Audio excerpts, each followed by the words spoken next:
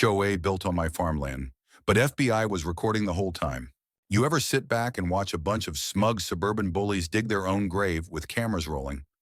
Because when the HOA trespassed onto my land with bulldozers and blueprints, they had no idea who was really watching.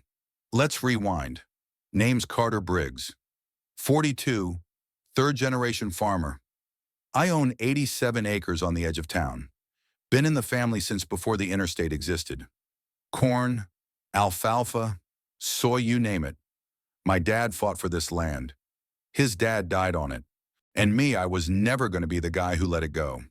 But then came Crescent Lakes HOA. They built their manicured monstrosity just south of my backfield fake lakes. Stone fountains, sidewalks that nobody uses. Thought they could buy their way into respect. It started subtle. A friendly letter from the board, "We'd love to connect your scenic view into our walking trail." "Wouldn't that be lovely?" I replied with a hard no, and a photocopy of my land title for good measure. That's when things turned. One morning, I find survey flags on my property. Bright orange stakes punched right into my soy rows. I pulled every single one out and left them in a neat little pile on their side of the barbed wire. 2 days later, heavy machinery, crews in neon vests, concrete trucks, an excavator. They were laying the foundation for a new community gazebo on my dirt. The nerve. No phone call, no permit, no nothing.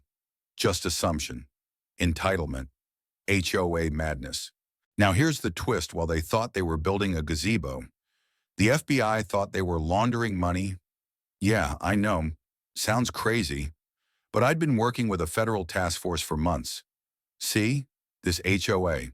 It wasn't just annoying, it was shady. The land developer who bankrolled it, Charles Elridge, was under investigation for fraud, zoning bribery, and funneling illegal funds through community improvements. The feds needed eyes. I had land, a beef with the HOA, and a few decades worth of quiet country observation skills. So I agreed to help.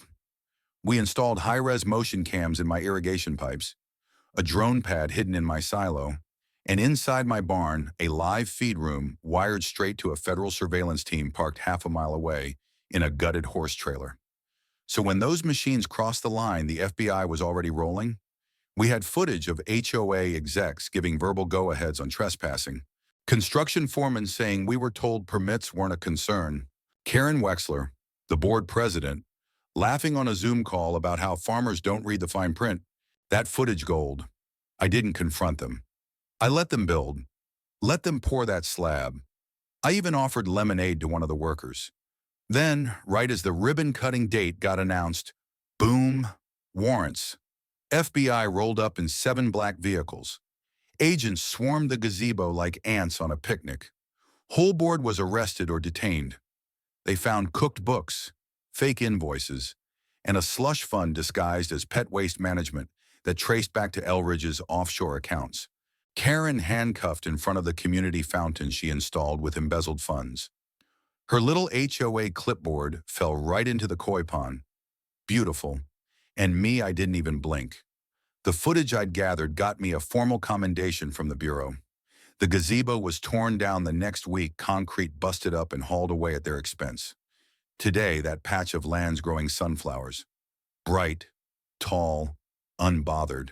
I put up a wooden sign next to it that reads, "This land's been watched." Call to action. Would you have played it cool like Carter, or stormed the bulldozers head on? Ever dealt with an HOA that crossed a line? Let's talk legal traps, land rights, and the sweet sound of justice served. Sound off below. The end.